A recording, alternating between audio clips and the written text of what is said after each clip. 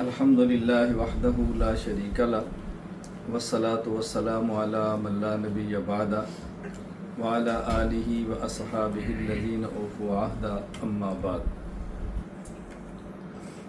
اللہ تعالیٰ کے فضل و کرم سے ہمارا تخصص فی العقائد الاسلامیہ کا سبق چل رہا ہے۔ ذوالحج 1447 ہجری جون 2026 کا تخصص فی العقائد الاسلامیہ میں ان دنوں ہمارا سبق چل رہا ہے کتب عقائد کا۔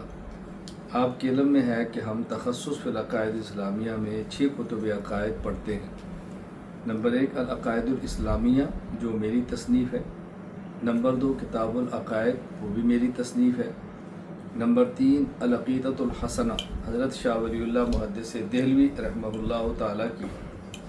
نمبر 3 العقائد النصفیہ علامہ نصفی رحمہ اللہ کی۔ اور نمبر 5 العقیدۃ الطحاویہ امام طحاوی رحمہ اللہ کی۔ نمبر 6 الفقہ الاکبر۔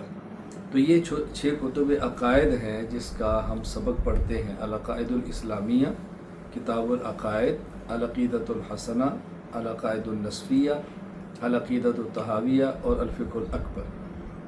الحمدللہ العقائد الاسلامیہ اور کتاب العقائد کا سبق مکمل ہو چکا ہے اور العقیدۃ الحسنہ شروع ہے۔ آج اسی کا ہم انشاءاللہ العزیز سبق پڑھیں گے۔ حضرت شاہ ولی اللہ محدث دہلوی رحمہ اللہ لکھتے ہیں ما شاء اللہ کان وما لم یشاء لم یکن۔ اللہ تعالیٰ جو چاہتا ہے وہ ہو کر رہتا ہے اور جو وہ نہیں چاہتا وہ ہرگز نہیں ہوتا۔ فالکفر والمعاصی بخلقہ و ارادتہ لا یرضا۔ کفر اور معاصی یعنی کفر اور گناہ اور جرائم اللہ تعالیٰ نے پیدا فرمائے ہیں۔ اللہ تعالیٰ کے ارادے ہی سے یہ وجود میں آتے ہیں، لیکن اللہ تعالیٰ کفر کو یا معاصی کو اللہ تعالیٰ ان سے راضی نہیں ہوتے۔ پہلی بات ہے کہ ما شاء اللہ کان وما لم یشاء لم یکن۔ مشیت باری تعالیٰ کا مطلب کیا ہے، اس کو سمجھنا بہت ضروری ہے۔ عام طور پہ لوگ یہ سمجھتے ہیں کہ اللہ چاہتا ہے تو گناہ ہوتے ہیں، تو پھر انسان کے اختیار کیا ہے۔ اللہ چاہتا ہے تو کفر ہوتا ہے، تو پھر انسان کو سزا کس بات کی ہے۔ تو جب کفر اور گناہ اللہ کے چاہنے اللہ کے ارادے سے ہوتے ہیں تو کوئی بندہ اللہ کی مشیت، اللہ کے چاہنے، اللہ کے ارادے کے خلاف تو کر ہی نہیں سکتا۔ انما امرہ اذا اراد شیئا ان یقول لہ کن فیکون، ہو کر رہتا ہے۔ اس میں بندے کا قصور کیا ہے؟ ان اشکالات کی بنیاد مشیت کو نہ سمجھنا ہے۔ ہم پہلے بات کرتے ہیں مشیت پر۔ قرآن کریم میں سورۃ المدثر آیت نمبر 56 ہے وما یذکرون الا ان یشاء اللہ۔ اس قرآن کریم سے لوگ نصیحت تب حاصل کریں گے جب اللہ چاہے۔ اور سورۃ التکویر آیت نمبر 29 وما تشاءون الا ان یشاء اللہ رب العالمین، کہ تم وہی چاہو گے جو اللہ چاہے گا، جو اللہ نہیں چاہ سکتا وہ تم نہیں چاہ سکتے۔ یہ تو ہے مشیت۔ پھر اس کو سمجھ لیں کہ نصیحت لوگ تب حاصل کریں گے جب اللہ چاہے، اور تم وہی چاہو گے جو اللہ چاہے۔ تو اللہ کے چاہنے کے بغیر تو بندہ کچھ چاہ ہی نہیں سکتا، تو اس کا معنی ہے کہ بندہ مجبور ہے۔ تو پھر اللہ چاہیں گے تو کفر ہوگا، اللہ نہیں چاہیں گے تو نہیں ہوگا۔ اللہ چاہیں گے تو گناہ ہوگا، اللہ نہیں چاہیں گے تو نہیں ہوگا۔ اللہ چاہیں گے تو بندہ ایمان لائے گا، اللہ نہیں چاہیں گے تو نہیں لائے گا۔ اللہ چاہیں گے تو بندہ نیک اعمال کرے گا، اللہ نہیں چاہیں گے تو نہیں کرے گا۔ تو پھر بندے کو جزا اور سزا کیوں ہے؟ یہ بہت بڑا سوال ہے، اس کو اچھی طرح سمجھ لیں۔ میں نے کئی بار ایک اصول آپ کی خدمت میں عرض کیا ہے کہ ہمارے عقیدے پر اعتراض کرنے والا وہ ہماری بات کو یا ہمارے عقیدے کو نہیں سمجھتا تو اعتراض کرتا ہے، اور ہم اپنے عقیدے کا دفاع کرنے والے اپنے عقیدے کو نہیں سمجھتے تو ہم جواب نہیں دے سکتے۔ اگر ہمارا مخالف دیانتدار ہو، ہمارا عقیدہ سمجھتا ہو تو اعتراض نہ کریں، اور اگر ہم اپنا عقیدہ سمجھتے ہو تو بڑی آسانی سے جواب دیں۔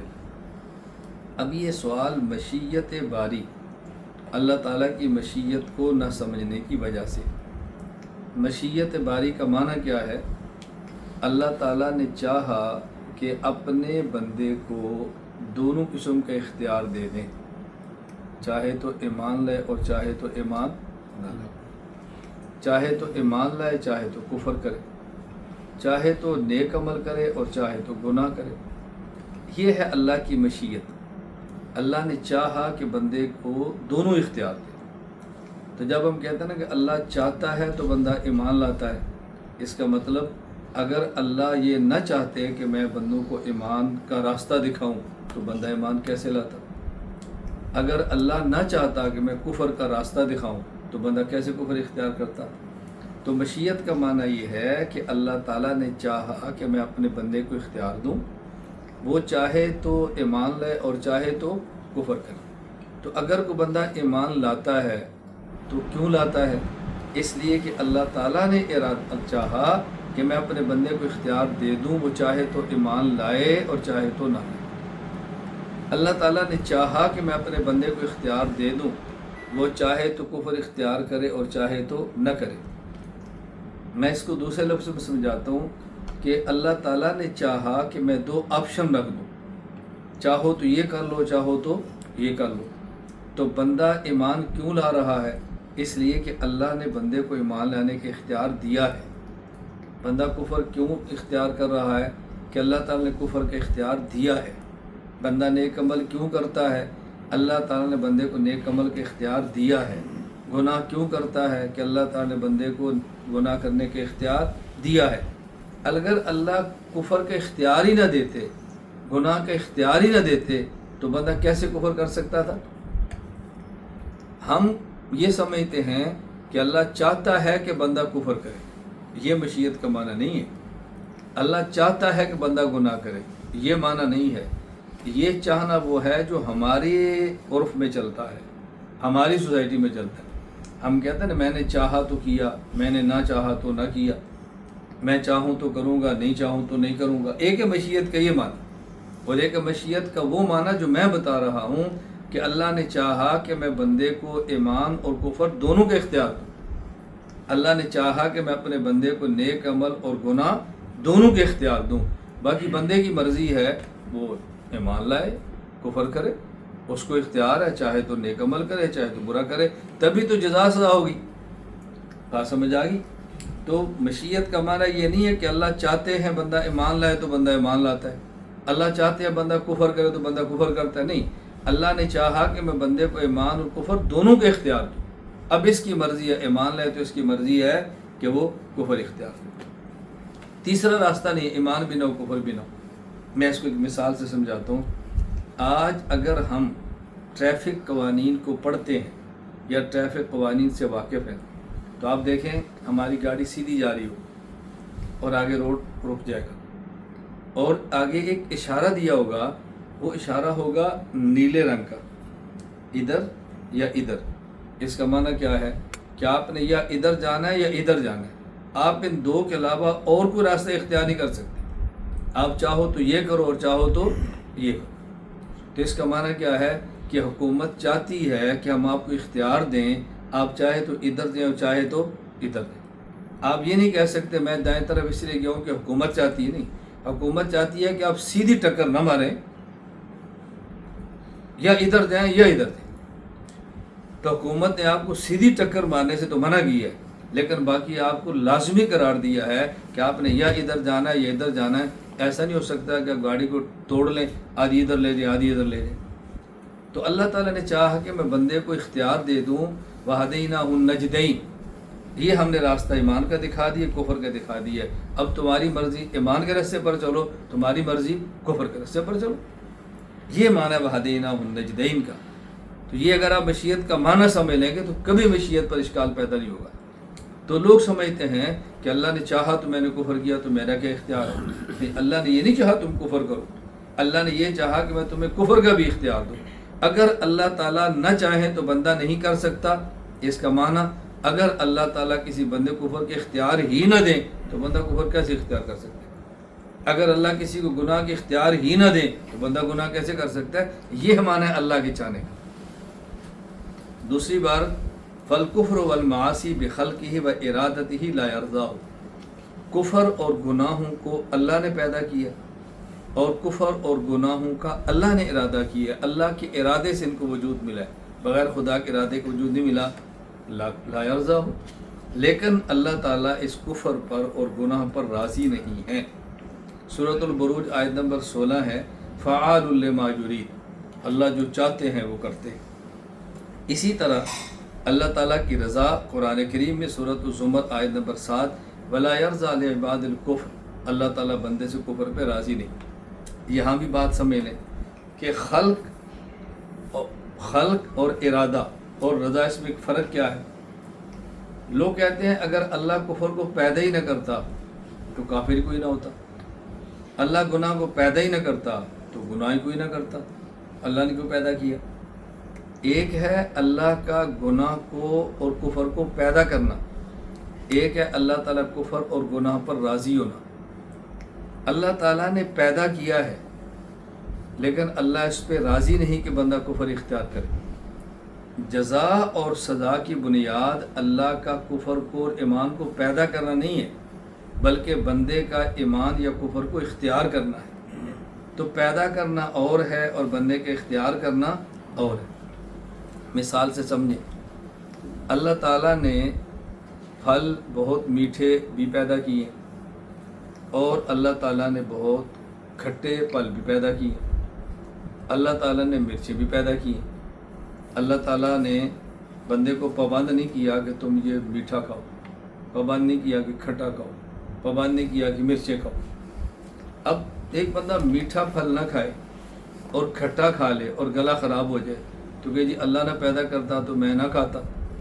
अल्लाह ताला ने पैदा इसलिए नहीं किया कि तू खा, अल्लाह ने पैदा किया है कि जिसको खट्टे की ज़रूरत है वो खा ले, नहीं ज़रूरत तो ना खाए। मेरी बात अच्छी तरह समझें, अल्लाह ताला ने मीठा भी पैदा किया, अल्लाह ने मिर्च भी पैदा की।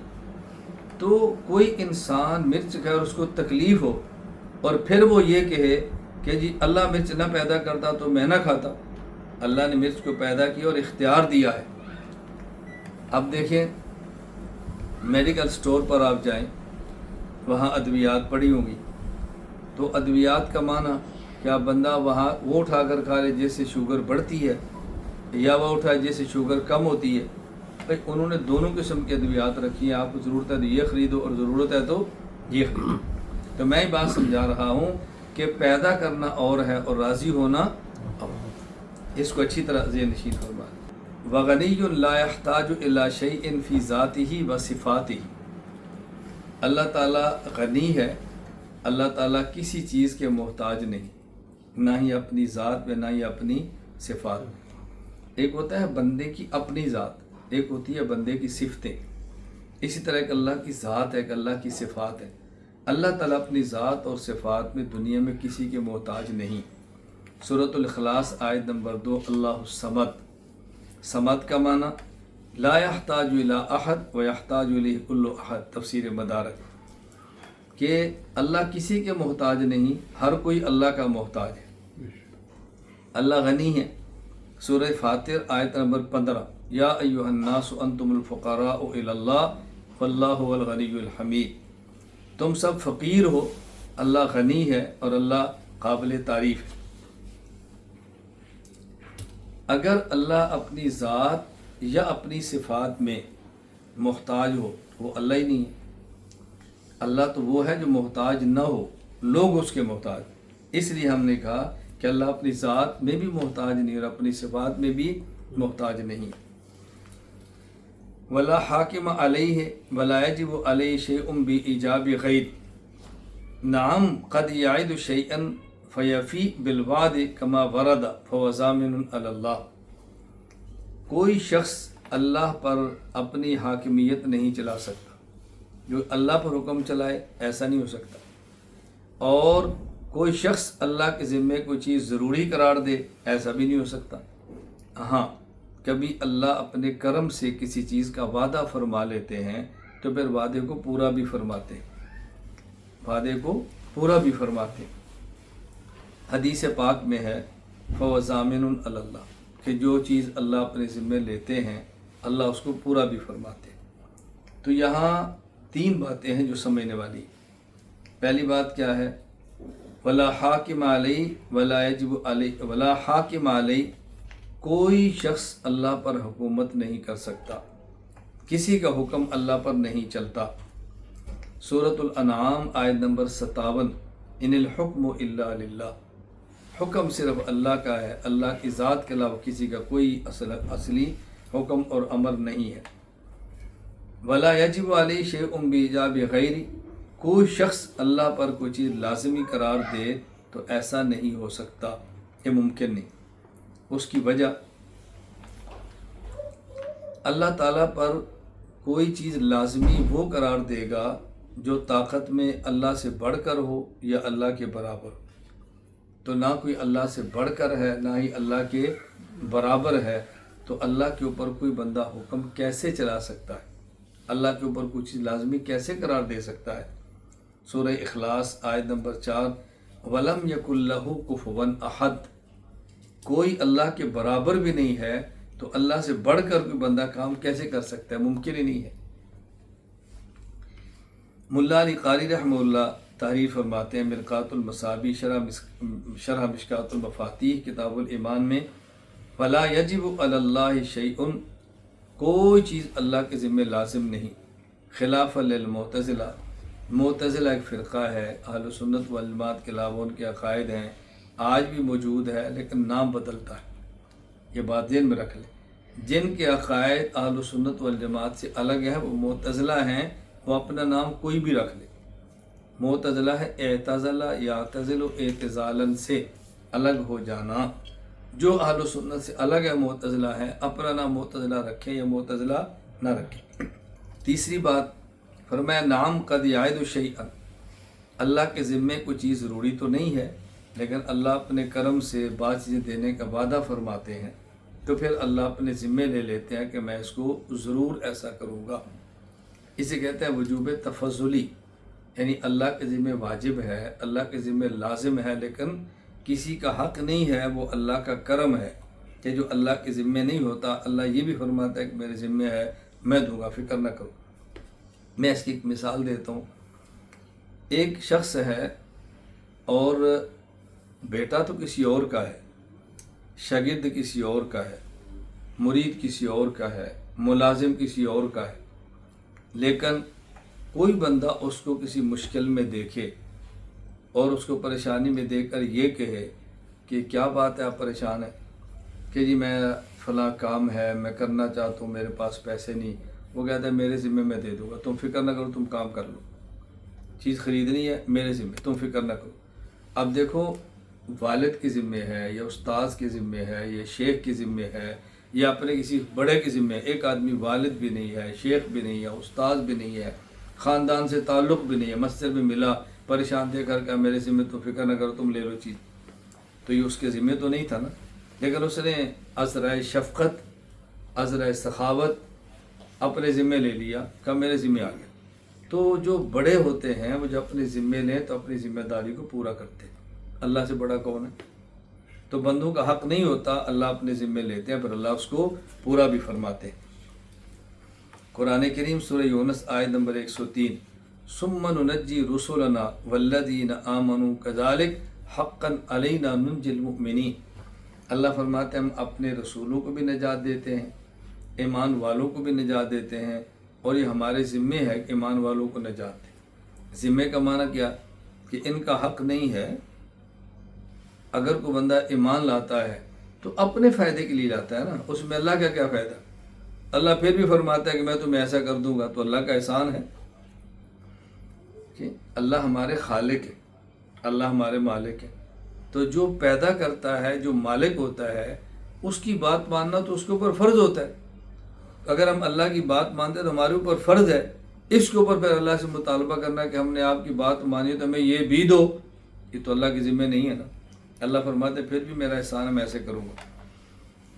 سورۃ الروم آیت نمبر 47، وَكَانَ حَقًّا عَلَيْنَا نَصْرُ الْمُؤْمِنِينَ، اللہ فرماتا ہے کہ ہمارے ذمے ہم ایمان والوں کی مدد فرمائیں گے۔ مدد کرنا اللہ کے ذمے نہیں ہے کہ اللہ مدد نہیں کریں گے تو یہ ظلم ہوگا، یہ اللہ کا احسان ہے کہ اللہ ایمان والوں کی مدد اپنے ذمے لے لیتے۔ جو بندہ ایمان لاتا ہے وہ اللہ پر احسان نہیں کرتا، اپنے آپ کو جہنم سے بچانے کے لیے کلمے پڑھتا ہے، اللہ کرم فرماتا ہے کہ دنیا میں بھی اس کی مدد فرما دیتے ہیں۔ سنن ترمذی ابواب الدعوات، حضرت ثوبان رضی اللہ عنہ فرماتے ہیں رسول اللہ صلی اللہ علیہ وسلم نے فرمایا یہ کلمات یاد بھی کر لیں اور سونے سے پہلے پڑھا بھی کریں۔ من قال حین یمسی، جو شخص شام کے وقت یہ کلمات پڑھے، رضیت باللہ ربا وبالاسلام دینا وبمحمد نبیا کان حقا علی اللہ ان یرضیہ، اللہ اکبر۔ فرمایا جو بندہ تین کلمات پڑھے، رضیت باللہ ربا وبالاسلام دینا وبمحمد نبیا، اللہ فرماتے ہیں کہ میں اپنے ذمے لے لیتا ہوں کہ اس بندے کو میں راضی کر دوں گا، میں اس کو قیامت کو خوش کر دوں گا، میں راضی کر دوں گا، میرے ذمے ہے۔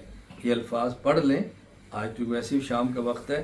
رضیت باللہ ربا، اونچا پڑھ لیں، رضیت باللہ ربا وبالاسلام دینا وبمحمد نبیا۔ یہ تمام اور حضرات اور خواتین جو میری اس بات کو سنیں وہ ضرور پڑھ لیں کہ رسول اکرم صلی اللہ علیہ وسلم فرمایا جو شخص شام کو یہ کلمات پڑھ لیا کرے، رضیت باللہ ربا وبالاسلام دینا وبمحمد نبیا، اللہ فرماتا ہے میرے ذمے ہے میں قیامت کے اس کو خوش کر دوں۔ کتنا اللہ کا احسان ہے، کتنا اللہ کا احسان ہے۔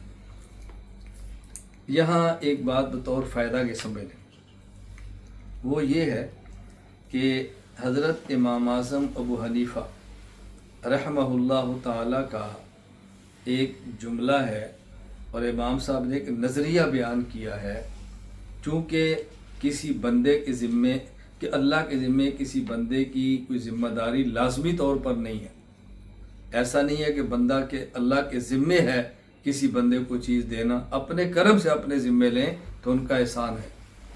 اس بنیاد پر حضرت امام حنیفہ رحمہ اللہ فرماتے ہیں یکرہ ان یقول الداعی اسألک بحق فلان او بحق انبیائک و رسلک و بحق البیت الحرام والمشعر الحرام۔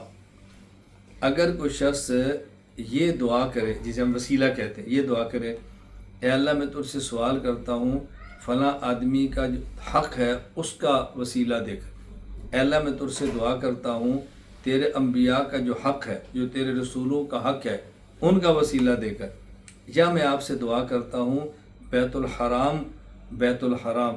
یعنی مسجد حرام یا جو پوری حدود حرم ہے اس کا جو حق ہے اس کا وسیلہ دے کر دعا مانگتا ہوں، یا والمشعر الحرام مزدلفہ کے حق کا واسطہ دے کر دعا کرتا ہوں۔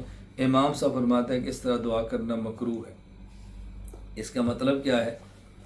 چونکہ اللہ کے ذمے نہیں ہے تو کوئی بندہ کہ اللہ جو فلاں بندے کا تیرے اوپر حق ہے میں اس کا وسیلہ دے کر دعا مانگتا ہوں، تو جب اللہ کے ذمے کوئی چیز ہے ہی نہیں تو آپ اس کا وسیلہ دے کر دعا کیسے مانگیں گے؟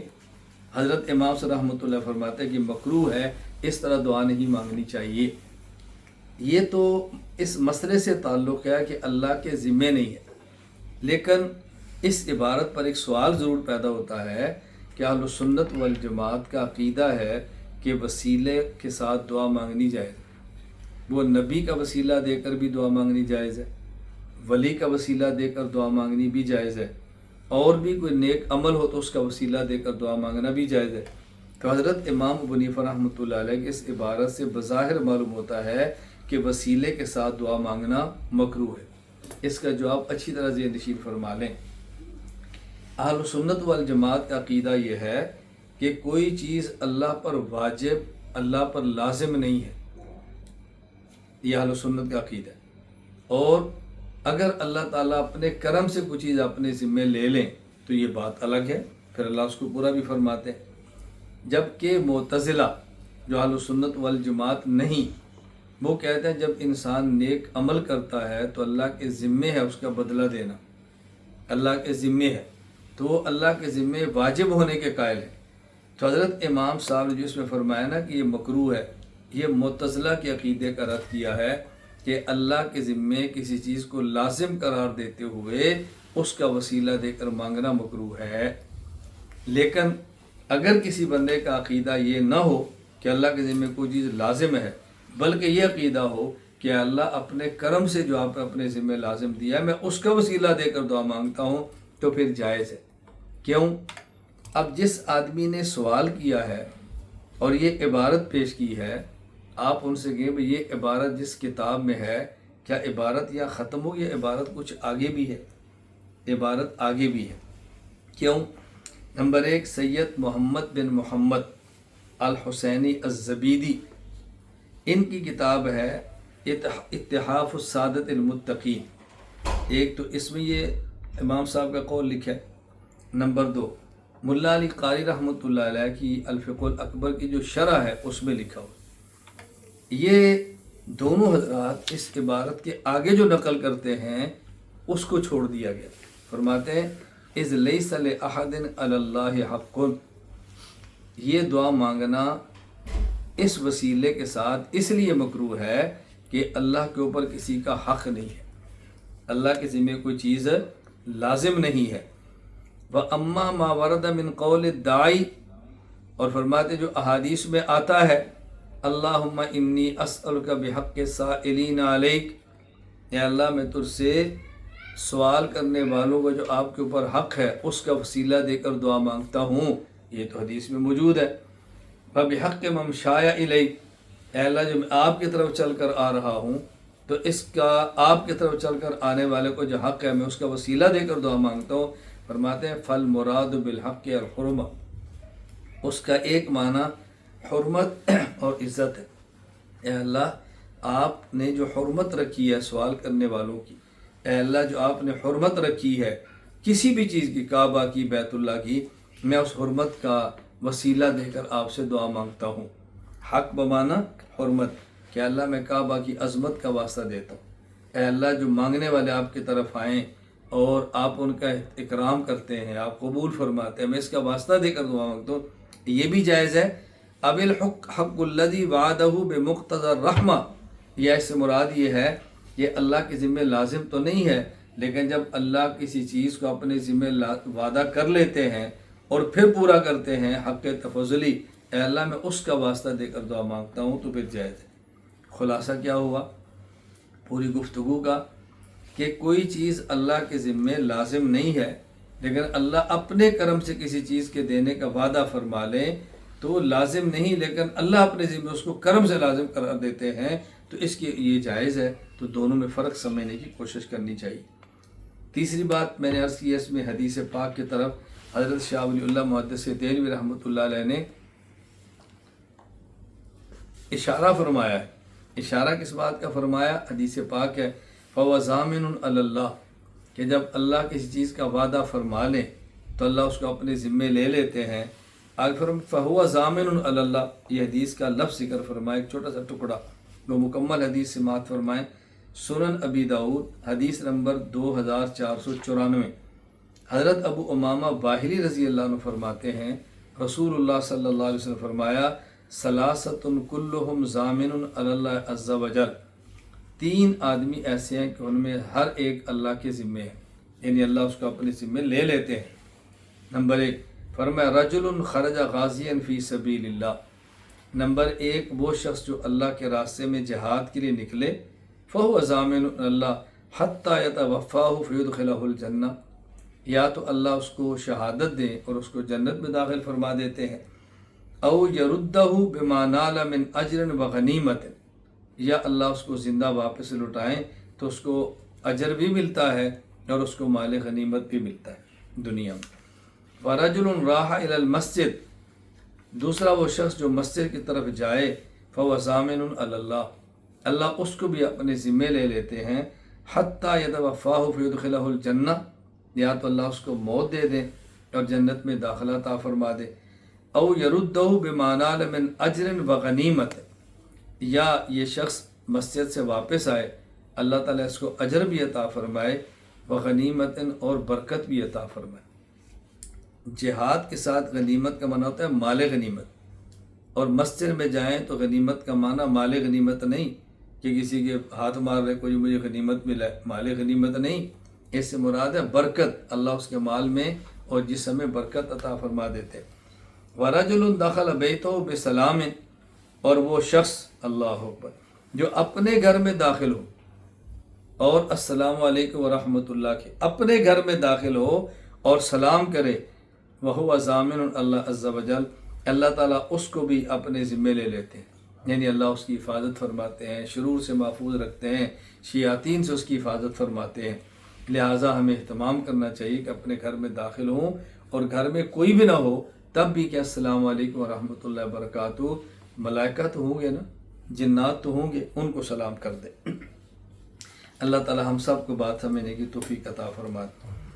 وجمیع افعالہ یتضمن الحکمت والمصلحۃ الکلیۃ علی ما یعلم، اللہ تعالیٰ کے جتنے بھی افعال ہیں وہ تمام کے تمام افعال ایسے ہیں جو حکمت اور مصلحت پر مشتمل ہیں، لیکن اس حکمت اور مصلحت کو اللہ ہی جانتے ہیں، بندہ نہیں جانتا۔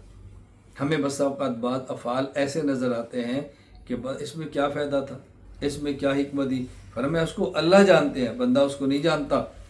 ولا یجب علیہ اللطف الجزئی الخاص او الاصلح الخاص، یہ بات پہلے بھی گزری ہے، مزید اس کی وضاحت فرما دی ہے کہ اللہ تعالیٰ کے ذمے کسی بندے پر کوئی خاص فضل ضروری نہیں ہے، کوئی خاص نعمت دینا ضروری نہیں ہے، کوئی خاص مہربانی ضروری نہیں ہے۔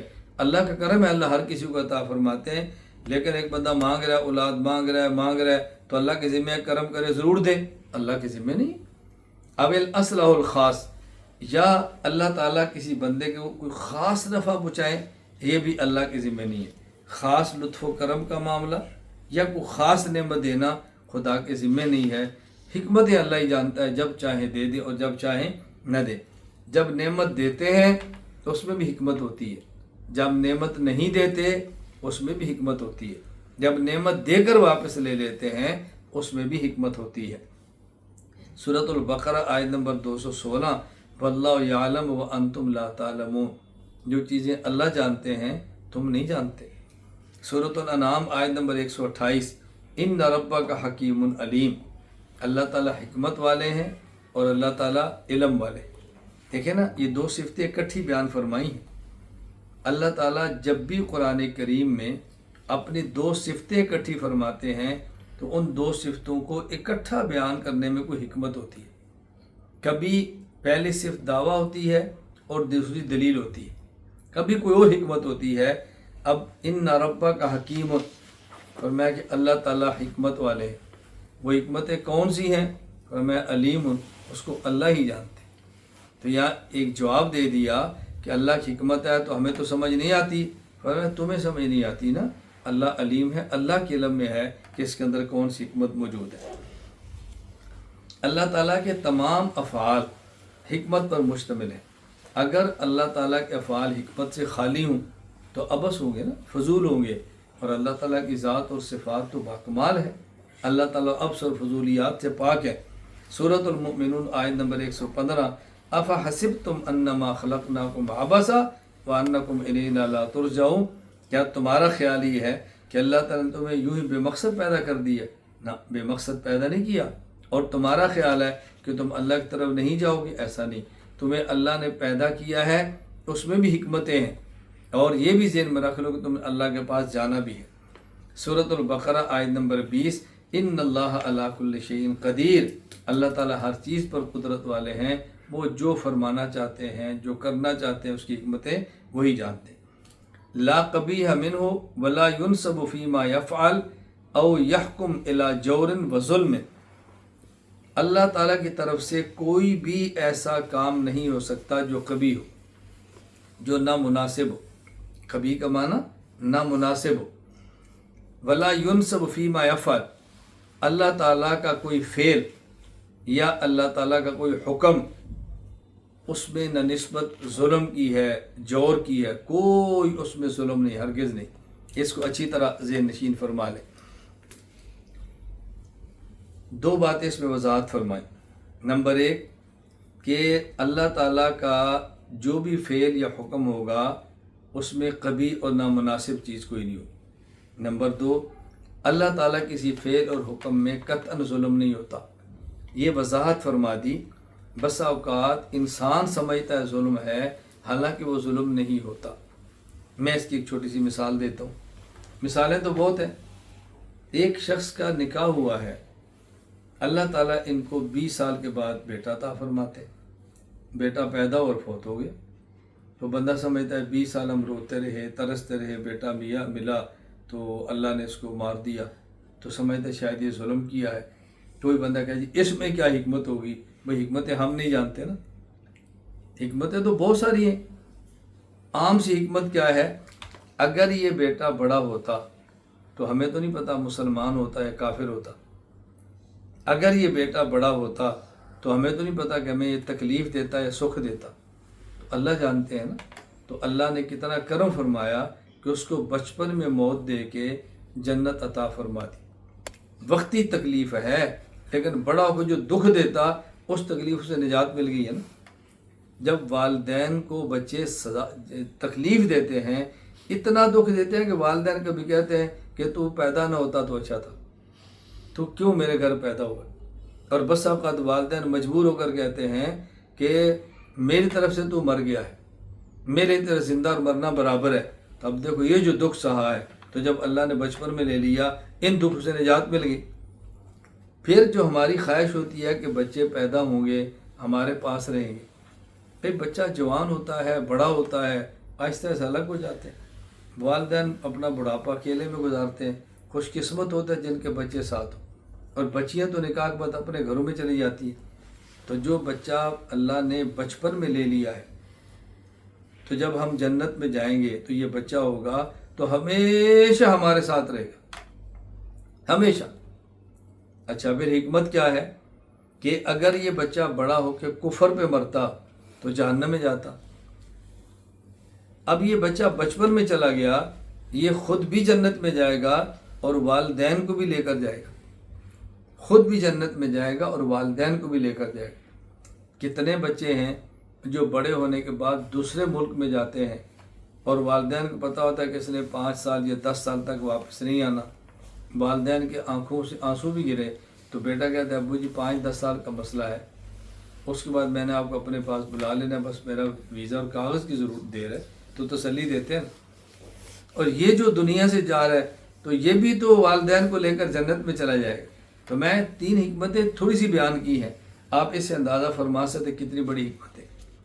ایک آدمی چھت کے اوپر ہے، ایسے پیچھے جا رہا، اس کو پتہ ہی نہیں، پتہ تب چلا کہ جب دیوار سے نیچے گرا، گردن ٹوٹ گئی اور مر گیا۔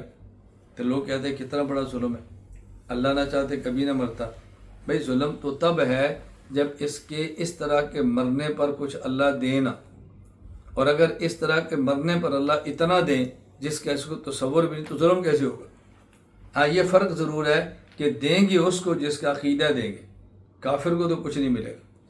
تو لوگ کہیں جی مسلمان کو تو مل جائے گا تو ظلم نہیں ہے، کافر کو تو کچھ نہ ملا تو ظلم ہوا۔ بھئی کافر کو جو کچھ نہیں ملے گا اس لیے کہ اس کا عقیدہ کے نہیں ملنا، تو ظلم کیا ہے؟ یہ تو پھر عدل ہوا نا، کہ وہ چاہ رہا تھا نہیں ملنا تو کیوں اس کو ملے گا۔ اس لیے میں گزارش کر رہا ہوں کہ اللہ تعالیٰ کا کوئی فعل بھی کبھی ہرگز نہیں ہوتا، بس ہمارے سامنے دنیا کی تھوڑی سی مصلحت ہوتی ہے، اللہ کے سامنے دنیا بھی ہوتی ہے، دنیا سے بڑھ کر آخرت ہوتی ہے۔ سورہ آل عمران آیت نمبر 108، تلک آیات اللہ نتلوہا علیک بالحق وما اللہ یرید ظلما للعالمین۔ اللہ اس جہان میں کسی پر ظلم نہیں کرتے۔ سورۃ الکہف آیت نمبر 49، ولا یظلم ربک احدا، تیرا رب کسی پر ظلم نہیں کرتا۔ یراعی الحکمت فیما خلق و امر، اللہ تعالیٰ جب پیدا فرماتے ہیں تب بھی حکمت کا خیال فرماتے ہیں، اور جب اللہ تعالیٰ کسی چیز کا حکم دیتے ہیں تب بھی حکمت کا خیال فرماتے ہیں۔ لا انہ یستکمل نفسہ و صفاتہ بشیء، اللہ جب پیدا فرمائے کسی چیز کا حکم دیں، اس کا مطلب یہ نہیں ہے کہ اللہ اپنی ذات یا اپنی صفات کو مکمل کرنا چاہتے ہیں جو اس کے بغیر مکمل نہیں ہونی۔ وَأَن يَكُونَ لَهُ حَاجَةٌ وَغَرْضٌ، اور یہ بھی نہیں ہے کہ اس کے پیدا کرنے میں یا کسی چیز کا حکم دینے میں کہ اللہ کی مصلحت ہے، اللہ کا فائدہ ہے، اللہ کی حاجت ہے، ہرگز نہیں ہے۔ فَإِنَّ ذَلِكَ ضُعْفٌ وَقُبْحٌ، اس لیے کہ یہ تو کمزوری کی نشانی ہے کہ بندہ اپنے فائدے کے لیے کام کرے، چونکہ بندہ کمزور ہے، تو اگر اللہ بھی اپنے فائدے کے لیے کرے یہ تو اللہ کی کمزوری ہوئی نا۔ ہم کہتے ہیں فلاں بندہ غرض پرست ہے، فلاں بندہ مفاد پرست ہے، تو یہ تو قبح ہے، کمزوری ہے۔ اگر اللہ بھی مفاد والے ہوں گے تو یہ تو اللہ کے اندر ایک عیب ہوگا۔ اللہ تو سبحان ہے، سبحان اللہ اسرا، اللہ تو پاک ہے، اللہ کی ذات میں نہ کوئی قباحت ہے اور نہ ہی اللہ کے اندر کوئی کمزوری ہے۔ سورہ آل عمران آیت نمبر 97، ومن کفر فإن اللہ غنی عن العالمین، اللہ کو کسی بندے کی کوئی ضرورت نہیں، کسی چیز کی کوئی ضرورت نہیں۔ اللہ نے پیدا فرمایا، سورۃ البقرہ آیت نمبر 29 فرمایا هو الذی خلق لکم ما فی الارض جمیعا، اللہ نے دنیا میں جو کچھ پیدا فرمایا ہے وہ تمہارے فائدے کے لیے پیدا فرمایا، اپنے فائدے کے لیے نہیں۔ یہ ہے خلق۔ اور امر فرمایا ان اللہ یأمر بالعدل والاحسان وایتاء ذی القربى وینہی عن الفحشاء والمنکر والبغی یعظکم لعلکم تذکرون، اللہ جو حکم دیتے ہیں عدل کا، احسان کا، یتیموں غریبوں کو دینے کا، اور حکم دیتے ہیں بے حیائی اور گناہ اور ظلم سے رکنے کا، اور نصیحت فرماتے ہیں کیوں؟ لعلکم تذکرون، تاکہ تمہیں نصیحت حاصل ہو، تمہیں فائدہ ہو۔ اس کے اندر اللہ کا فائدہ نہیں ہے، یہ سب کچھ تمہارے فائدے کے لیے۔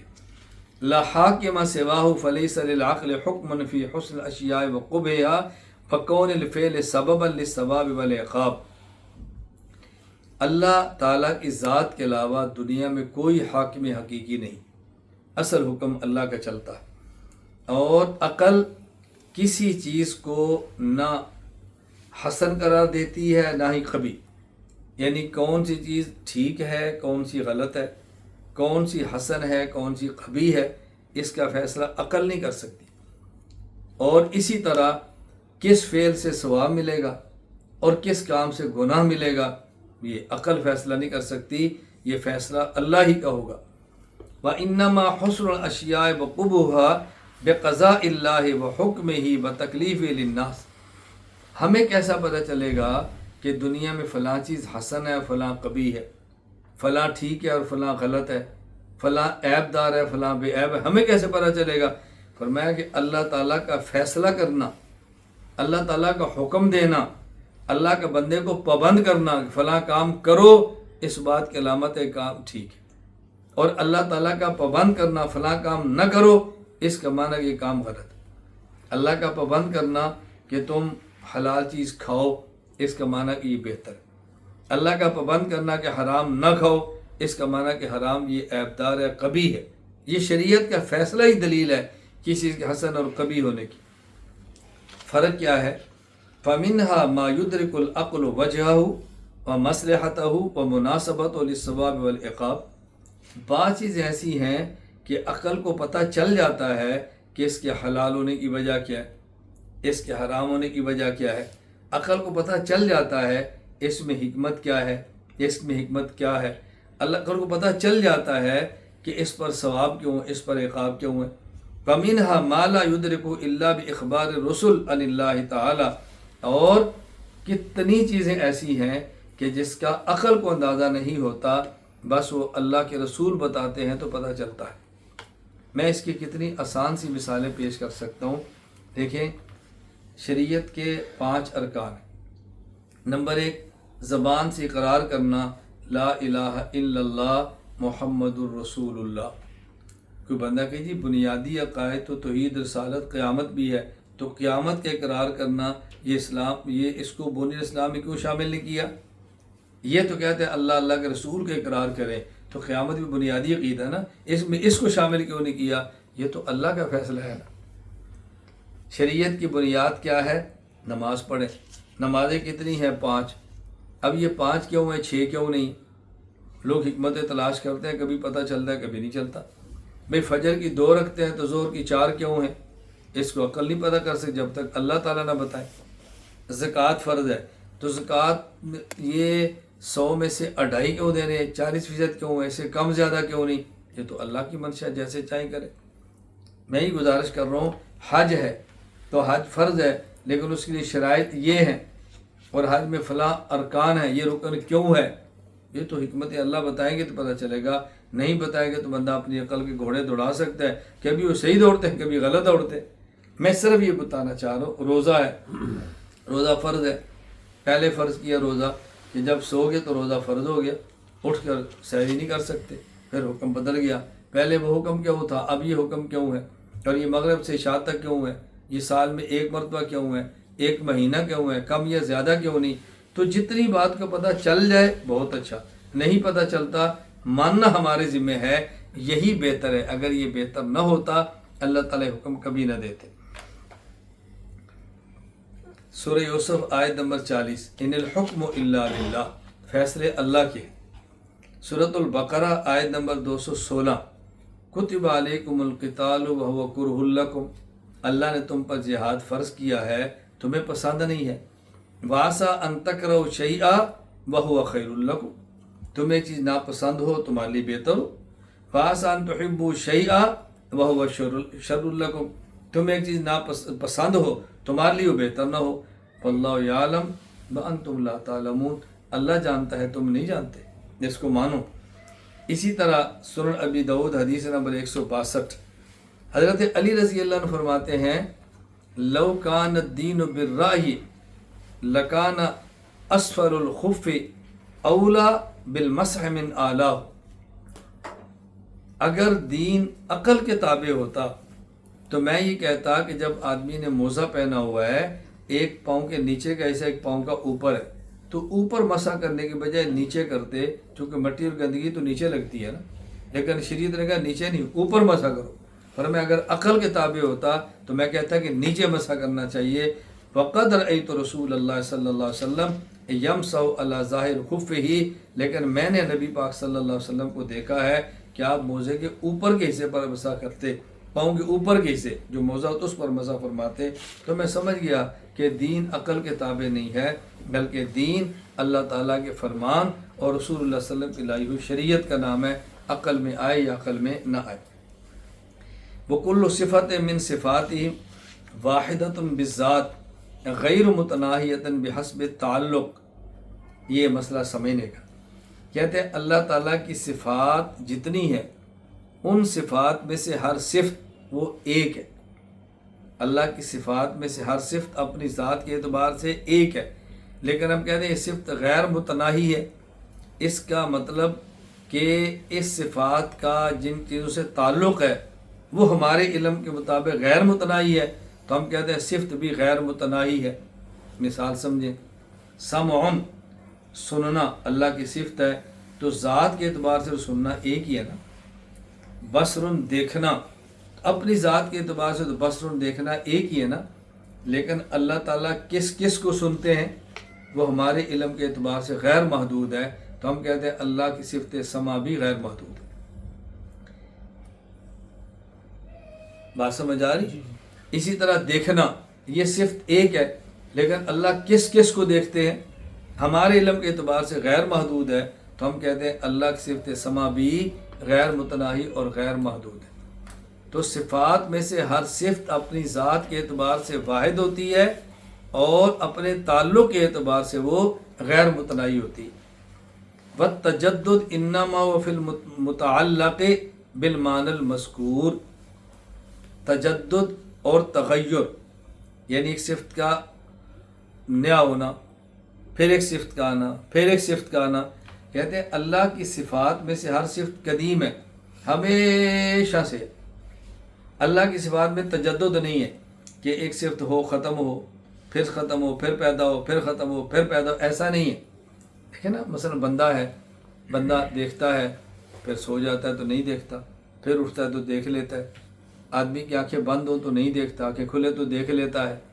آدمی پانی کے اندر ہو تو نہیں دیکھتا، پانی سے نکلے تو دیکھ لیتا ہے۔ تو آدمی کی صفت بصر، دیکھنے والی کیا ہے؟ کبھی دیکھتا ہے کبھی نہیں دیکھتا، تو تجدد ہے نا۔ تجدد کا معنی کیا ہوتا ہے؟ جدت، جو چیز بدلتی رہے، تغیر آتا رہے۔ اللہ کی صفات میں تغیر نہیں ہوتا، اللہ کی صفات میں تبدیلی نہیں ہے، اللہ کی صفات میں تجدد نہیں ہے، ولا تبدیل لکلمات اللہ۔ لیکن اللہ کی صفات میں جو تجدد نظر آتا ہے وہ باعتبار متعلق ہے۔ اللہ کی صفت سمع تو ہمیشہ سے ہے، لیکن صفت سمع کا تعلق جن سے ہوگا، ایک چیز پہلے نہیں تھی اب آ گئی، تو صفت سمع کا تعلق اس سے ہو گیا۔ تو ہم نے سمجھا کہ شاید اللہ کی صفت سما میں تغیر اور تبدیلی ہے. تبدیلی صفت میں نہیں ہے، تبدیلی اس میں جس کو سنا جا رہا ہے، تبدیلی اس میں جس کو دیکھا جا رہا ہے. اس کو سمجھانے کے لیے میں ایک بات عرض کیا کرتا ہوں. ایک ہوتا ہے اللہ تعالیٰ کی صفات میں سے کسی بھی صفت کا خلق، ایک ہوتا ہے اللہ کی صفات میں سے کسی بھی صفت خلق نہیں، اللہ کی صفات میں سے کسی بھی صفت کا وجود، اور ایک ہوتا ہے اللہ کی صفات میں سے کسی بھی صفت کا ظہور. اللہ تعالیٰ کی تمام صفات اپنے وجود کے اعتبار سے تو ہمیشہ سے، لیکن ظہور کے اعتبار سے ہمیشہ سے نہیں ہے. جب کسی چیز کو وجود ملتا ہے تو اللہ تعالیٰ کی صفت کا ظہور بھی ہو جاتا ہے. دیکھیں میں پھر سمجھاتا ہوں کیونکہ مسئلہ اہم ہے، میں اس لیے زور لگاتا ہوں کہ بات اچھی طرح سمجھ آ جائے. اللہ تعالیٰ خالق ہے تو اللہ کی صفت خلق ہمیشہ سے، لیکن ہمیں کب پتہ چلتا ہے کہ اللہ خالق ہے؟ جب ہمارے گھر بیٹا پیدا ہوتا ہے تو ہم کہتے ہیں اللہ نے دی ہے.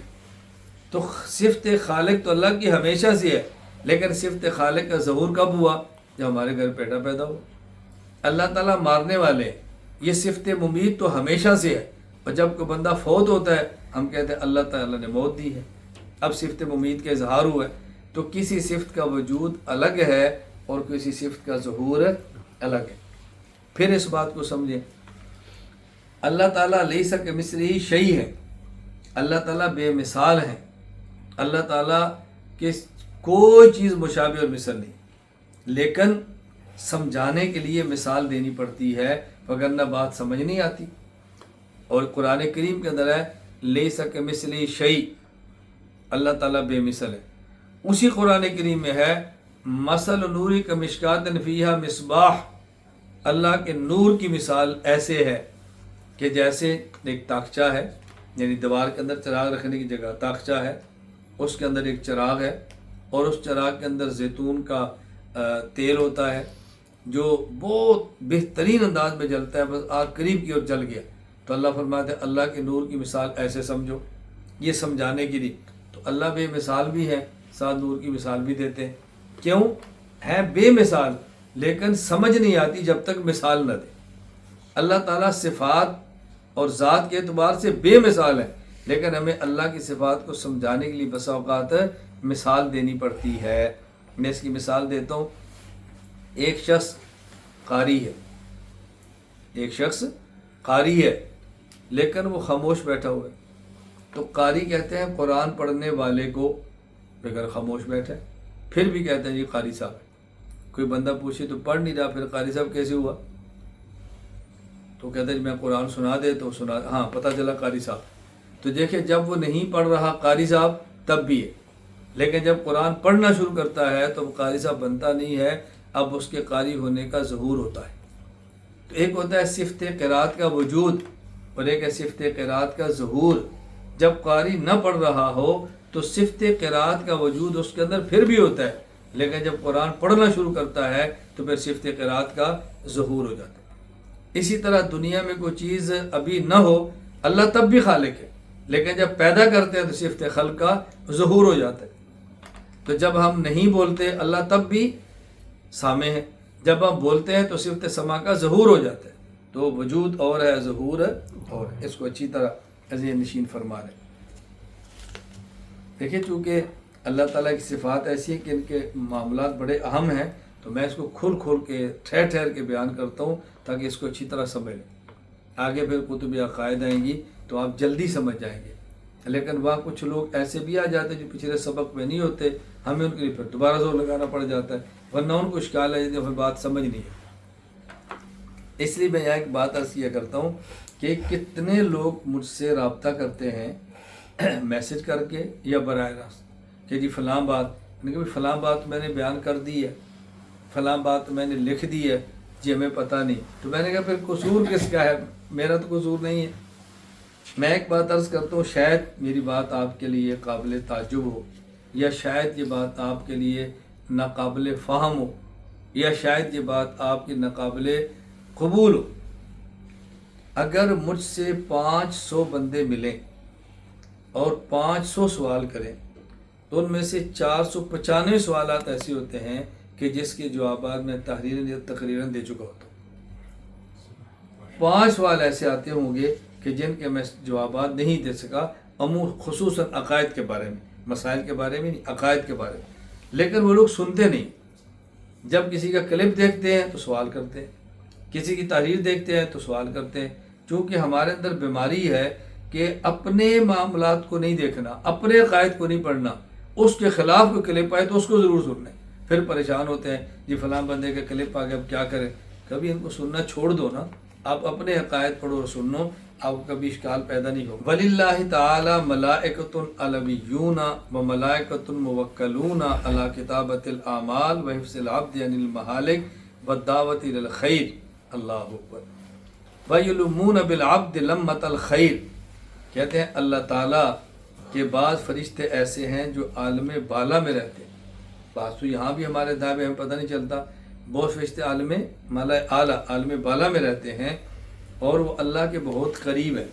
قریب ہونے کے معنی نہیں کہ ان کا جسم اللہ کے جسم کے قریب ہے، مقام اور مرتبہ کے اللہ کے قریب ہے۔ اور بعض ملائکہ ایسے ہیں جن کو اللہ تعالیٰ نے بندوں کے اعمال لکھنے پر مقرر کیا ہے، بعض ایسے جن کو اللہ تعالیٰ نے بندوں کو مصائب سے بچانے پر متعین کیا ہے، اور بعض فرشتے ایسے ہیں جن کو اللہ تعالیٰ نے بندوں پر متعین کیا ہے کہ بندوں کو نیکی کی ترغیب دے، اور بعض ملائکہ ایسے ہیں کہ جن کو اللہ تعالیٰ نے متعین کیا کہ بندوں کے دل کے اندر خیر کے خیالات ڈالیں۔ خیر، آپ دیکھیں نا ہمارے دل میں خیال آتا ہے صدقہ کر دیں، خیال آتا ہے نفل پڑھ لیں، خیال آتا ہے تلاوت کر لیں، تو ملائکہ اللہ نے پیدا فرمائے ہیں جو بندے کے دل میں خیر کی طرف ترغیب دیں اور اس کے دل میں خیر کے خیالات ڈالیں۔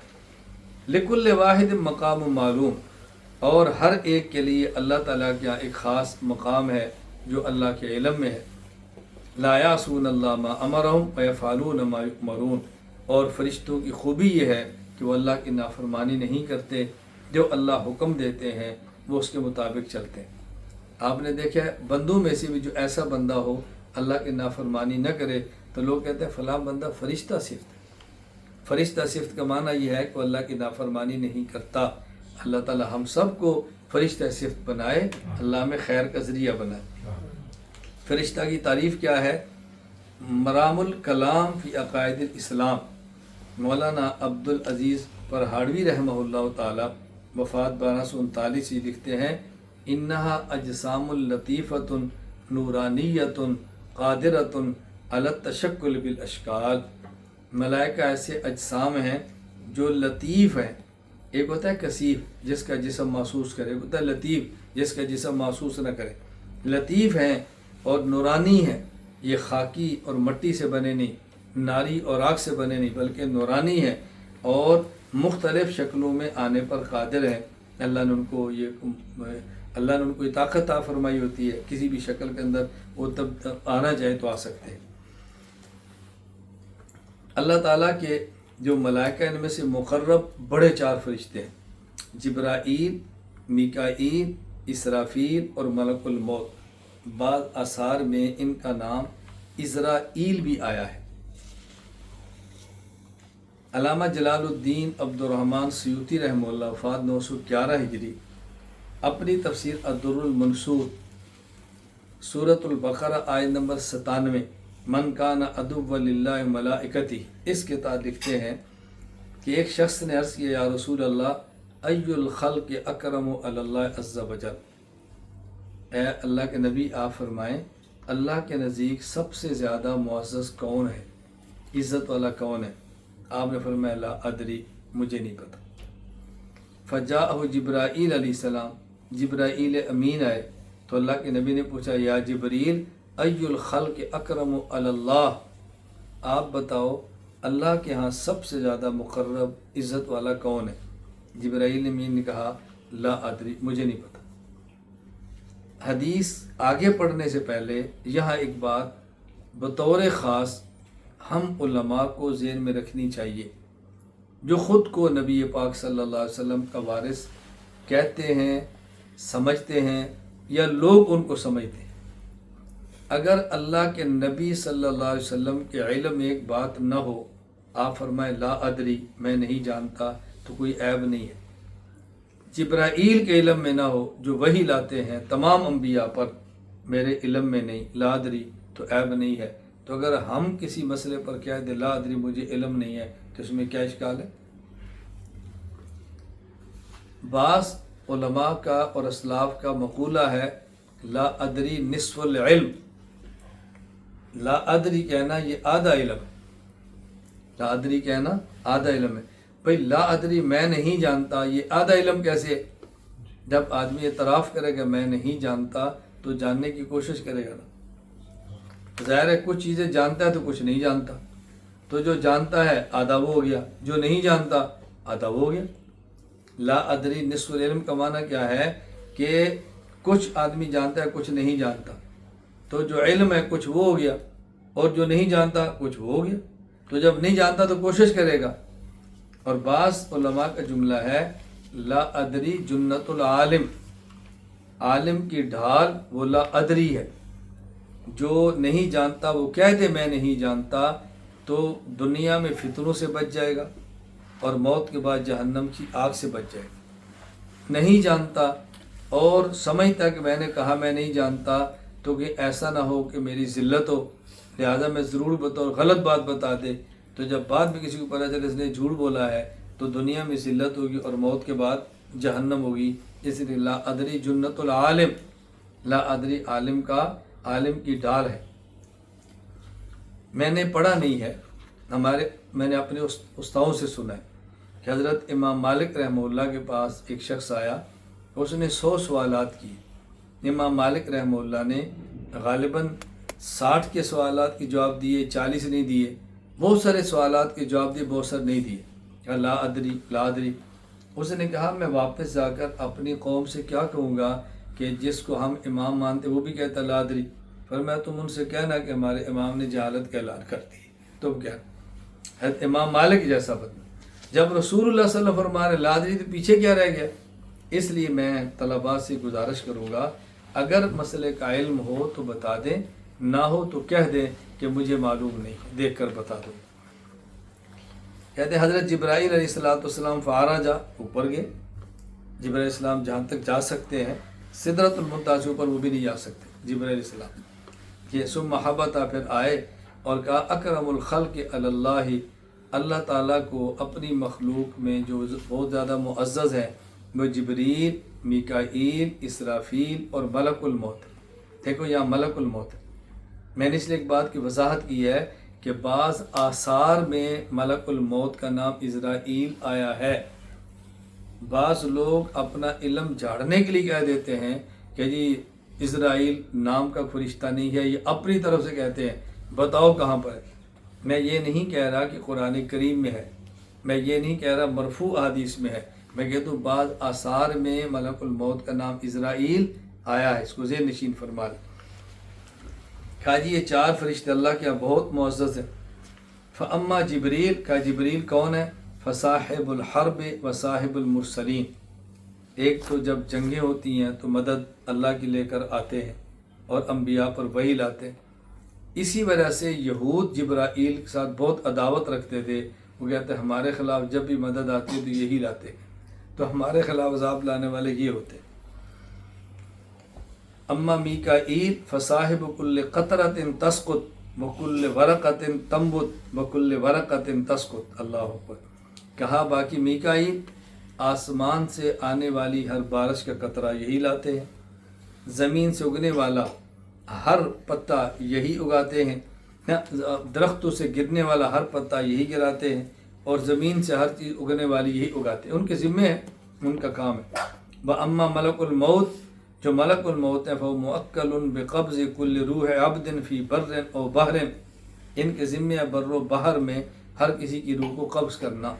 یہ ذہن میں رکھ لیں کہ ملک الموت خود ہر کسی کی روح قبض نہیں کرتے، کئی ایک ملائکہ ہیں لیکن ان کے نگران ملک الموت ہے، اس نسبت اس کی طرف ہوتی ہے۔ جس طرح کہیں جنگ ہو اور بادشاہ کی فوج لڑے اور جنگ جیت جائے تو لوگ کہتے ہیں فلاں بادشاہ جیت گیا ہے، حالانکہ جنگ تو بادشاہ نے نہیں فوج نے لڑی ہوتی ہے نا، لیکن نسبت بادشاہ کی طرف ہوتی ہے۔ کہیں پل بنے اور بہت اچھا ہو تو سارے مل کر بناتے ہیں، لیکن کہتے ہیں جی فلاں کمپنی نے بنایا ہے، فلاں انجینئر نے بنایا ہے، حالانکہ انجینئر کے ساتھ بھی بہت سارے لوگ ہوتے ہیں۔ وَأَمَّا اسرافیل، فَأَمِينُ اللَّهِ بَيْنَهُ وَبَيْنَهُمْ، اور اسرافیل یہ اللہ اور اللہ کے درمیان یہ امانت والے ہیں، اللہ اور اللہ کے بندوں کے درمیان یہ امانت والے ہیں، یعنی ایک ان کے ذمہ امانت ہے وہ سور پھونکنے کی ہے، جب وقت آئے گا تو یہ اپنی امانت کو ادا کر دیں گے اور سور کو پھونک دیں گے۔ بعض ملائکہ ایسے ہیں کہ جو اعمال لکھنے پر متعین ہیں۔ سورہ یونس آیت نمبر 31، ان رسلنا یکتبون ما تمکرون، یہ ملائکہ لکھتے ہیں۔ بعض ملائکہ جو انسانوں کی حفاظت کرتے ہیں مصائب سے، سورہ رعد آیت نمبر 11، لہو معقبات من بین یدیہ ومن خلفہ یحفظونہ من امر اللہ، ہر آدمی کے آگے اور فرشتے ہوتے ہیں جو اللہ کے حکم سے بندے کی حفاظت کرتے ہیں۔ ممکن ہے آپ کے ذہن میں سوال ہے، جب فرشتے حفاظت کرتے ہیں تو پھر بندے کے ایکسیڈنٹ کیوں ہوتے ہیں، پھر بندے گرتے کیوں ہیں، بندے مرتے کیوں ہیں؟ اس کا معنی یہ نہیں ہے کہ ہر کسی کو بچاتے ہیں، جس کو بچانا ان کے ذمہ ہوتا ہے بچا لیتے ہیں، اور جو تقدیر میں لکھا ہوتا ہے کہ اس نے جانا ہے اس کو کچھ نہیں کہتے۔ اس کو ذہن نشین فرما لیں۔ اور بعض فرشتے وہ ہیں کہ جو اچھے خیالات ڈالتے ہیں بندوں کے دلوں میں۔ سورۃ الانفال آیت نمبر 12، اذ یوحی ربک الی الملائکۃ انی معکم فثبتوا الذین آمنوا سألقی فی قلوب الذین کفروا الرعب فاضربوا فوق الاعناق واضربوا منہم کل بنان۔ اللہ تعالیٰ نے فرشتوں کو حکم دیا، اللہ اکبر، وہی فرمائی کہ میں تمہارے ساتھ ہوں، تم اہل ایمان کو ثابت قدم رکھو۔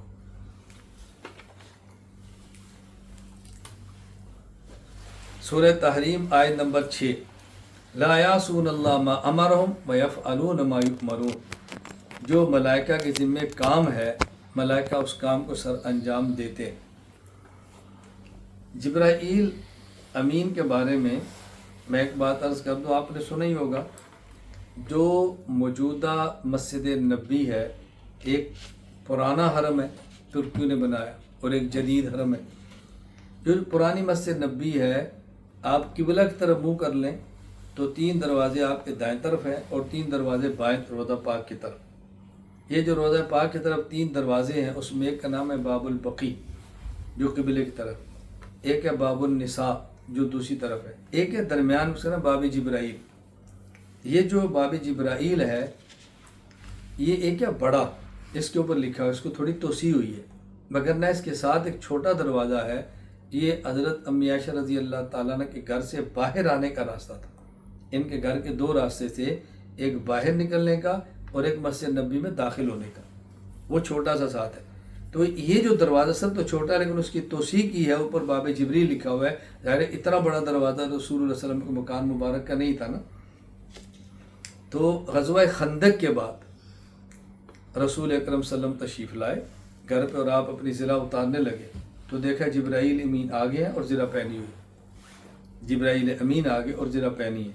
تو اللہ کے نبی صلی اللہ علیہ وسلم جبرائیل امین نے کہا کہ ہم نے ابھی تک زرہ نہیں اتاری، ہمیں حکم ہے کہ ہم آگے جائیں بنو قریظہ کی طرف، اور آپ نے زرہ اتارنی شروع کر دی ہے۔ تو رسول اللہ صلی اللہ علیہ وسلم نے پھر زیب تن فرمائی تو جبرائیل نے کہا جی آپ تیاری فرمائیں، میں جاتا ہوں اور بنو قریظہ جو یہودی ہیں ان کے دل میں خوف پیدا کرتا ہوں، آپ تیاری کریں۔ تو یہ فرشتوں کے ذمے ہے مومنین کے دلوں کو ثابت قدم فرمانا، مضبوط کرنا، اور کفار کے دل میں مسلمانوں کا رعب ڈالنا۔ یہ اس وقت بھی تھا اور آج بھی ہے، اس وقت بھی تھا اور آج بھی ہے۔ یہ اگر کہیں ایسا نہ ہو تو ہمارے اپنے اعمال کی شامت ہے، وگرنہ ملائکہ آج بھی مدد کے لیے آتے ہیں۔ وَمِنْ خَلْقِ اللَّهِ شَيَاطِينَ لَهُمْ لَمَّةُ شَرٍّ بِابْنِ آدم، اللہ تعالیٰ کی مخلوقات میں سے ایک مخلوق شیاطین ہے، اور ان کا کام انسان کے دلوں میں وسوسے ڈالتے رہنا ہے۔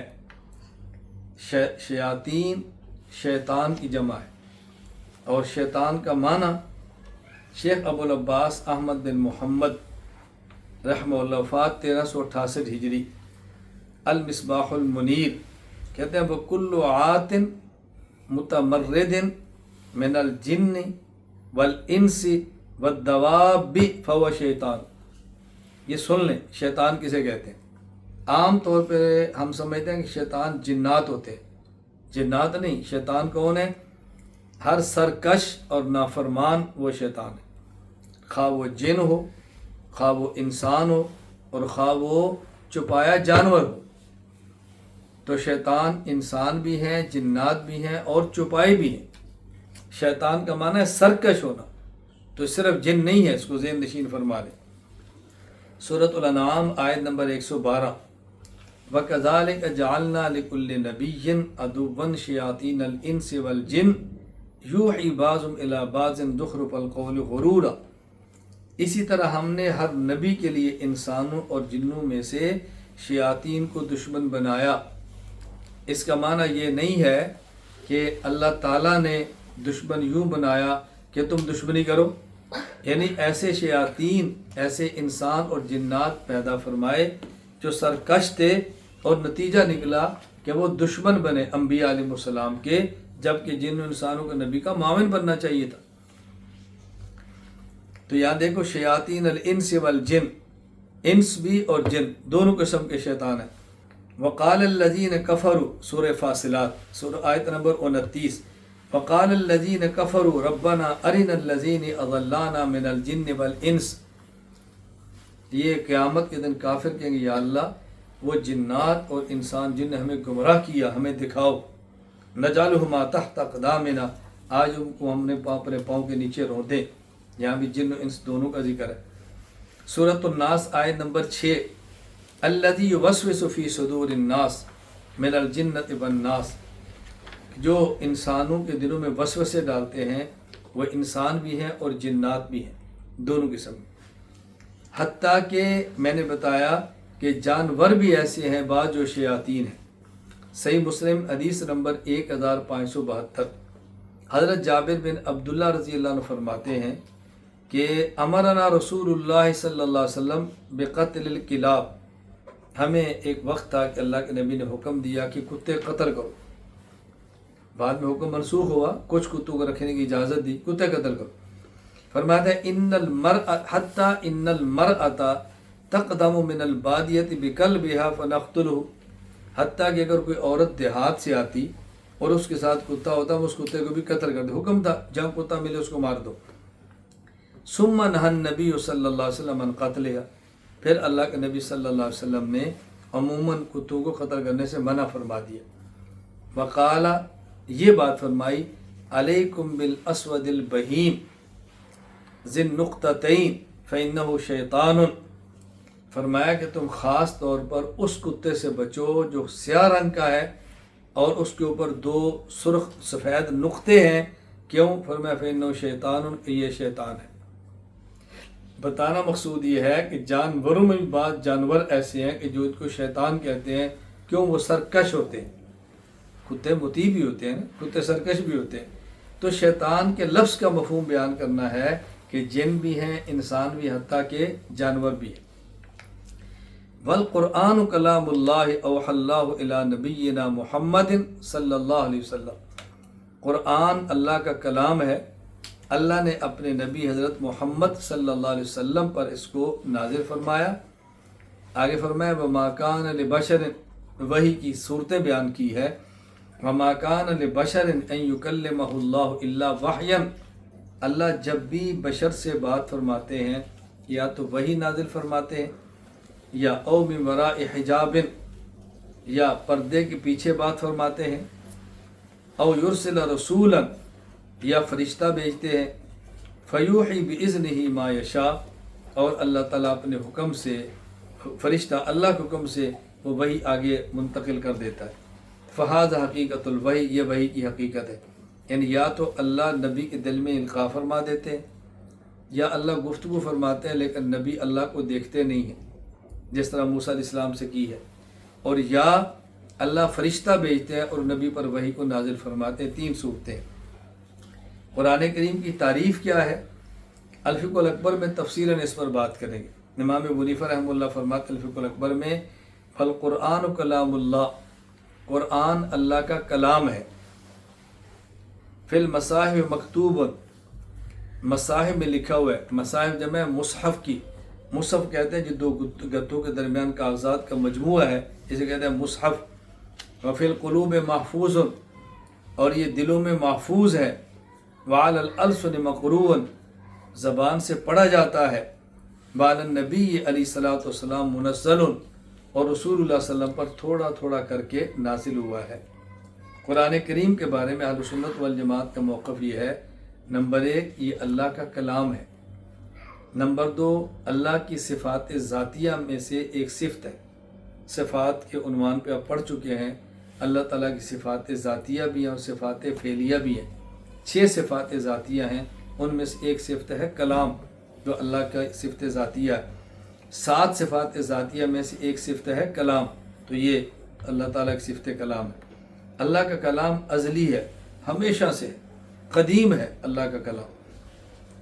یہاں ایک سوال اور اس کا جواب ذہن نشین فرما لیں کہ قرآن کریم میں ہے اللہ تعالیٰ جب بھی اپنے بندے سے بات فرماتے ہیں نبی سے، اس کی 3 صورتیں، یا نبی کے دل میں القاء فرما دیتے ہیں، یا پس پردہ نبی سے بات فرماتے ہیں جس طرح موسیٰ علیہ السلام سے فرمائی، اور یا فرشتے کو بھیجتے ہیں۔ حضور اکرم صلی اللہ علیہ وسلم سے معراج کی رات اللہ نے گفتگو فرمائی ہے، نہ تو صرف دل میں القاء فرمایا، نہ پس پردہ بات فرمائی ہے، اور نہ ہی فرشتوں کو بھیجا ہے، بلکہ براہ راست اللہ ہم کلام ہوئے ہیں۔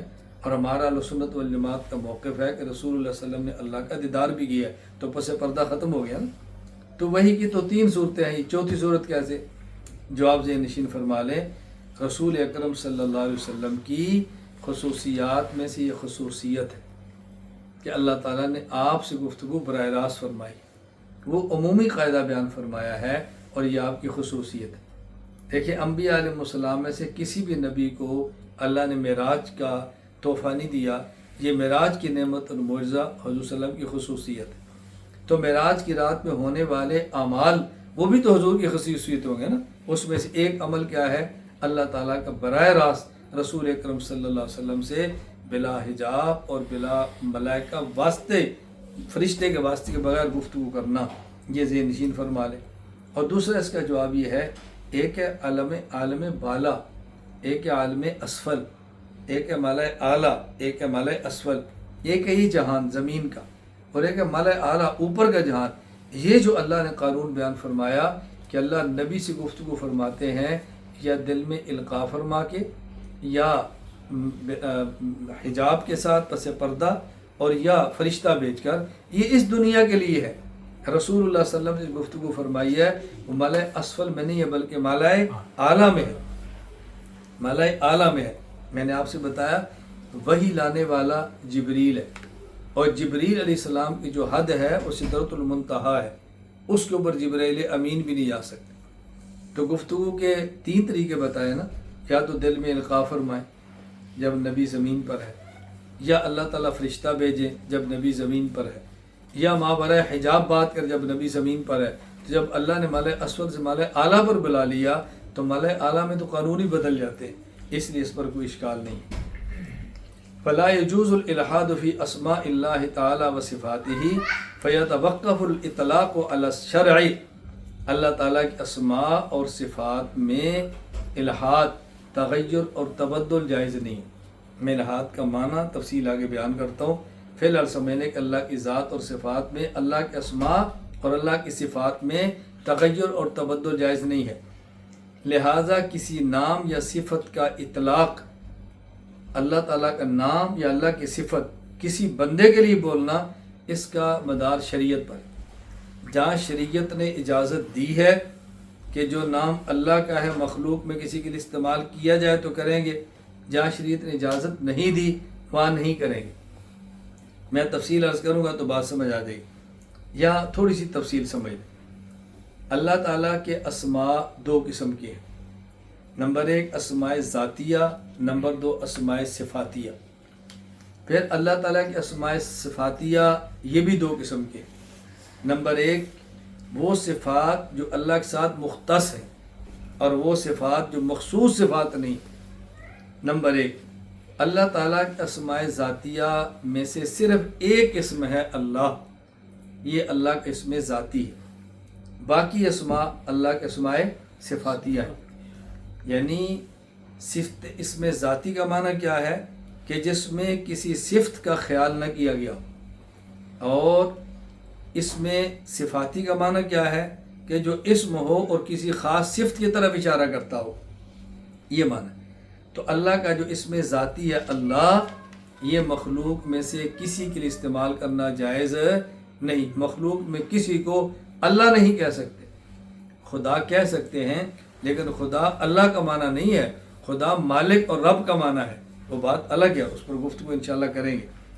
نمبر 2، اللہ تعالیٰ کے وہ اسماء حسنہ، اللہ تعالیٰ کے وہ اسماء جن میں خاص صفات کی طرف اشارہ ہے، اگر وہ مخصوص صفت اللہ کی ہے تو اس کا استعمال بھی کسی بندے کے لیے جائز نہیں ہے. جیسے رحمان، قدوس، رزاق، خلاق، الصمد، الحق، القیوم، یہ کسی بندے کے لیے رکھنا جائز نہیں ہے. نمبر 3، بعض اسماء کہ ان کے اندر صفات کی طرف اشارہ ہے، لیکن وہ صفات اللہ اور بندے کے درمیان مشترک ہے. اللہ کے لیے ہو تو معنی اور ہے اور بندہ کے لیے تو معنی اور ہے. اب دیکھیں سمیع، سننا، اللہ کی صفت ہے، مخلوق بھی سنتی ہے، لیکن اللہ کے سننے کا معنی اور ہے اور مخلوق کے سننے کا معنی اور ہے. اللہ سنتے ہیں بغیر آلات اسباب کے، اللہ سننے کے لیے کان کے محتاج نہیں ہے، اور مخلوق نے سننا ہے تو کان کی محتاج ہے. اللہ سنتے ہیں قریب و بعید سے، اور مخلوق نے سننا ہے تو قریب سے لمٹ اور حد ہے، اس کے آگے نہیں سن سکتی. اسی طرح دیکھنا ہے. تو اب یہ جو صرف اسماء حسنہ ہیں کہ جن میں ایسی صفات کا اشارہ ہے جو بندے اللہ کے درمیان مشترک ہے، بندہ کے لیے استعمال ہو معنی اور ہے اور مخلوق کے لیے استعمال ہو تو معنی اور ہے. تو اگر ان میں سے کوئی ایسا اسم ہو کہ جس کا استعمال مخلوق کے لیے ثابت ہو قرآن کریم سے، احادیث سے، امت کے تعامل سے، تو جائز ہے، وگرنہ جائز نہیں. اس کی مثال سمجھیں.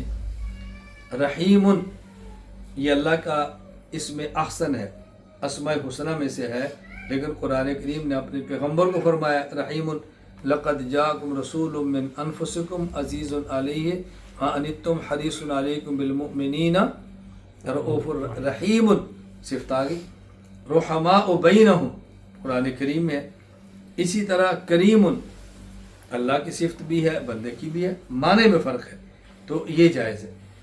نمبر 4، اللہ تعالیٰ کے اسماء حسنہ جو مخصوص صفات کے لیے بھی استعمال نہیں ہوتے، اور قرآن کریم اور احادیث اور امت کے تعامل سے وہ اسم کسی پر استعمال بھی نہیں ہوا، تو اس کا مخلوق کے لیے استعمال کرنا جائز نہیں. خلاصہ کیا ہے؟ اللہ کے اسم ذاتی مخلوق کے لیے استعمال کرنا جائز نہیں. اللہ کا اسم احسن مخصوص، یہ بھی جائز نہیں.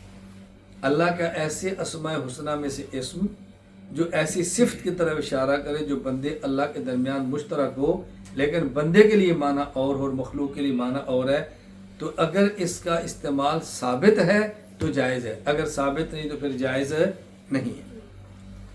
یہ جو آگے حضرت نے فرمایا کہ فَيُتَوَقَّفْ وَلَا يَجُوزُ الْإِلْحَادُ، اللہ کے اسماء میں الحاد جائز نہیں ہے. پہلے تو دیکھیں قرآن کریم میں الحاد فی الاسماء اور الحاد فی الصفات سے منع کیا گیا، اور یہ سمجھیں الحاد فی الاسماء، الحاد فی اس کا معنی کیا ہے؟ الحاد فی الاسماء کہتے کسے ہیں؟ اچھی طرح سمجھ لیں. الحاد فی الاسماء اور صفات کی کئی صورتیں ہیں. نمبر 1، اللہ تعالیٰ کے اسماء اور صفات کا انکار کر دیا جائے، یہ بھی الحاد ہے. کہتا ہے نا شریعت میں ایک ہے بدعت اور ایک ہے الحاد. بدعت کا معنی ہوتا ہے اضافہ اور الحاد کا معنی ہوتا ہے کمی. تو اللہ کے اسماء میں سے کسی اسم کا انکار کر دیں، یہ بھی الحاد ہے. اللہ کی صفات کی صفت کا انکار کر دیں تو یہ بھی الحاد ہے، یہ بھی جائز نہیں ہے. اسی طرح ایک اس کا معنی تشبیہ، یعنی اللہ کی صفات کو مخلوق کی صفات کے مشابہ قرار دیں، یہ بھی جائز نہیں ہے. کیوں؟ یہ گویا اللہ کی صفت کا انکار ہی کرنا ہے نا، کہ جو صفت مخلوق کی ہے، خالق کی، اس کو مخلوق میں ثابت کر دیں. نمبر 3، تحریف، اللہ تعالیٰ کے اسماء اور صفات کو بدل دیں، معنی اپنی طرف سے بیان کر دیں یا لفظ بدل دیں. ایک ہوتا ہے تحریف لفظی کہ لفظ بدل دیں، ایک ہوتا ہے لفظ تو رکھے لیکن معنی بدل دیں، یہ دونوں جائز نہیں. نمبر 4، اشتقاق باطل، اشتقاق باطل کا معنی کیا ہوتا ہے؟ اللہ تعالیٰ کے اسماء اور صفات سے غلط اسماء بنا لینا۔ آپ نے پڑھا ہے نا اشتقاق، اشتقاق کا معنی کیا ہوتا ہے؟ ایک چیز سے دوسری چیز کو نکال لینا۔ ایک ہوتا ہے مشتق، ایک ہوتا ہے مشتق منہ۔ مشتق منہ جس سے نکالا جائے، اور مشتق جو نکالا جائے، اور نکالنے کو کہتے ہیں اشتقاق۔ اشتقاق باطل کا معنی کیا؟ اللہ ہی کے نام سے کوئی اور نام نکال لیا جائے۔ مثال جیسے اللہ کا نام ہے اللہ، تو مشرکین سے اس سے نام نکال لیا لات، اور ایک معبود کا نام رکھا لات۔ اسی طرح اللہ کا اسم ہے عزیز، ان نکالا عزا۔ اللہ کا صفت ہے منان، ان نے نکالا منات۔ افرأیتم اللات، قرآن کریم ہے نا، کہ قرآن کریم نے کہا کہ جو تم نے دیکھا ان نے لات اور منات اور عزا نام رکھ لیا ہے، تو لات ان نے اللہ سے نکال لیا، منات منان سے نکال لیا، اور عزا عزیز سے نکال لیا۔ یہ بھی الحاد ہے، جائز نہیں ہے۔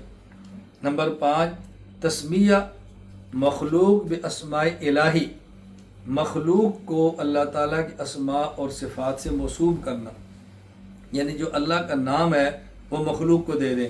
جیسے کسی شخص کا نام ہے عبد الرزاق اور اسے کہہ دے رزاق، یہ جائز نہیں ہے۔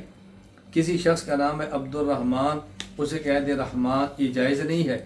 کسی شخص کا نام ہے عبد الخالق اور اسے کہہ دے خالق، یہ جائز نہیں ہے۔ سورۃ الاعراف آیت نمبر 180، وَلِلَّهِ الْأَسْمَاءُ الْحُسْنَى فَادْعُوهُ بِهَا، اللہ تعالیٰ کے اسماء حسنہ ہیں، تم انہی ناموں سے اللہ کو پکارو۔ وَذَرُوا الَّذِينَ يُلْحِدُونَ فِي أَسْمَائِهِ، اور ان لوگوں کو چھوڑ دو جو اللہ کے ناموں میں کجروی اختیار کرتے ہیں، غلط طریقہ اختیار کرتے ہیں، غلط انداز اختیار کرتے ہیں۔ سَيُجْزَوْنَ مَا كَانُوا يَعْمَلُونَ، ان کے گندے عمل کی سزا ان کو ملے گی۔ سورۃ النحل آیت نمبر 103، وَلَقَدْ نَعْلَمُ أَنَّهُمْ يَقُولُونَ إِنَّمَا يُعَلِّمُهُ بَشَرٌ لِسَانُ الَّذِي يُلْحِدُونَ إِلَيْهِ أَعْجَمِيٌّ وَهَذَا لِسَانٌ عَرَبِيٌّ مُبِينٌ، یہاں بھی فرمایا کہ یہ الحاد کرتے ہیں، یعنی غلط نسبت کرتے ہیں۔ سورہ فاصلات آیت نمبر 40، إِنَّ الَّذِينَ يُلْحِدُونَ فِي آيَاتِنَا لَا يَخْفَوْنَ عَلَيْنَا، جو لوگ ہماری آیات میں الحاد کرتے ہیں، کجروی اختیار کرتے ہیں، وہ ہم سے پوشیدہ نہیں ہے، ہم ان کو بہت اچھی طرح جانتے ہیں۔ اللہ ان کو اچھی طرح جانتے ہیں۔ اللہ تعالی ہمیں ان باتوں کو سمجھنے کی توفیق عطا فرمائے۔